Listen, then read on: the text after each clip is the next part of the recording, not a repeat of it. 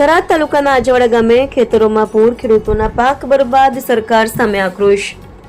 થરાદ તાલુકાના આજવાડા ગામમાં પૂર જેવી પરિસ્થિતિ સર્જાઈ છે। ગામમાં પાણીનું સીધું જોખમ ન હોવા છતાં ખેતરોમાં 5 થી 6 દિવસથી પાણી ભરાઈને નદી નાળા જેવો માહોલ સર્જાયો છે। આ કારણે ખેડૂતોના પાકો 100% બરબાદ થઈ ગયા છે। ખેતરોમાં વસવાટ કરતા ખેડૂતોના મકાનો સુધી પાણી ઘૂસી જતા પરિવારો પાણીમાં કાટમાળ જેવા જીવવા મજબૂર બન્યા છે। ઢોર ઢાંખર પાણીમાં તણાઈ રહ્યા છે તો ઘાસચારો પણ વહેતા પાણીમાં તણાઈ જતા પશુધન માટે ચારો મળી રહેવાની માટે ચિંતા ઊભી થઈ છે। ખેડૂતોનો આક્ષેપ છે કે 6 દિવસથી પાણી ઊભું છે, તંત્ર એક નજર નાખવાની તકલીફ લીધી નથી। અમે રોજિંદા જીવન ધંધા સાથે પાક, મકાન અને પશુધનની ચિંતા વચ્ચે કચવાઈ ગયા છીએ। ગ્રામજનો હવે સરકાર અને તંત્ર પાસે તાત્કાલિક વળતર આપવાની, ખેતરોમાંથી પાણીનો કાયમી નિકાલ કરવાની અને સીધી મુલાકાત લઈ હકીકત જોવાની માંગણી કરી રહ્યા છે। ખેડૂતો ચેતવણી આપી રહ્યા છે કે જો તંત્ર તાત્કાલિક કાર્યવાહી નહીં કરે તો તેઓ ઉગ્ર આંદોલનનો માર્ગ અપનાવશે। Bureau report Ranabhai Paregi, Banaskantha. નમસ્કાર। આ ચોમાસાના વરસાદથી છેલ્લો વરસાદ છે, અમારું ખેતર આ સાફ થઈ ગયું છે। અમારા ગામમાં પાણી નથી।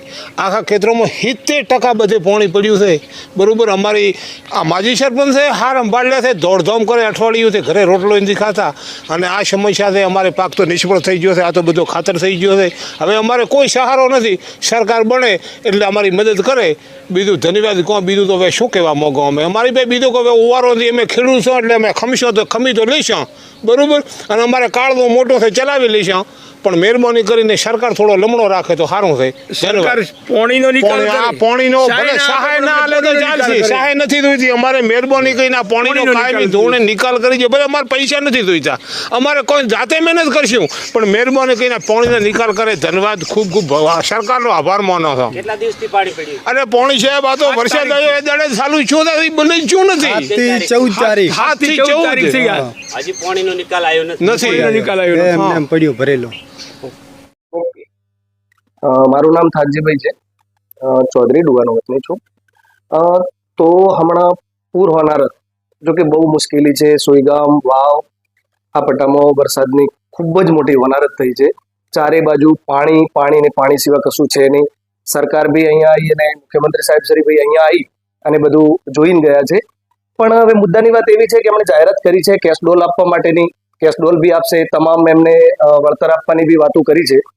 તો એક બીજો મહત્વનો મુદ્દો એવો છે કે ખેતરમાં પાક છે તો પાક ધોવાણ યા પાક નિષ્ફળના ખેડૂતના એકાઉન્ટમાં પૈસા જશે।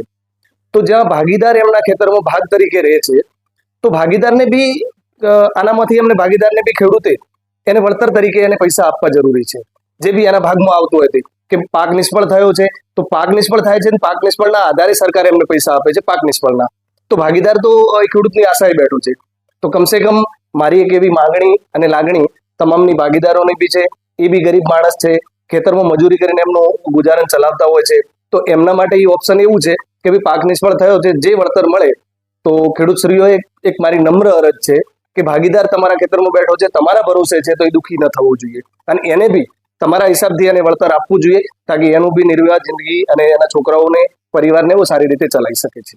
અત્યારે કયા વિસ્તારમાં વધારે નુકસાન છે? અત્યારે સૌથી વધારે તો વાવથી માંડી અને સોઈગામ સુધી તમામ પટ્ટામાં તમામ જે આનો ખેતી લાયકનો જે છે એરંડાનો પાક નિષ્ફળ થઈ ગયો છે। જે ખાવાની બાજરી, જે અહીંયા સૌથી વધારે ખાવાની બાજરી ચોમાસામાં પાકતી હોય છે, એરંડા છે જે રવિ સિઝનમાં આવશે। તો સૌથી વધારે નુકસાન એટલે ચારે બાજુ હું મારી નજરે જોઈને આવેલો છું। આજે અમને મારા મિત્ર વર્ધમાનસિંહ છે, અમે આ બાજુ ગયા હતા ગામડાઓમાં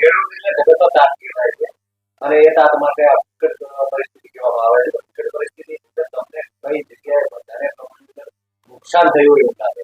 હા, અમને વાવ જે ટોટલ વાવનો ટોટલ એરિયો અને સોઈગામમાં જે પિયત એરિયો તમામ આવે છે એ ટોટલ એરિયાની અંદર અમે નજરે જોયેલું છે કે ખૂબ જ મોટી પ્રકારમાં એમને પાકનું નુકસાન થયું છે।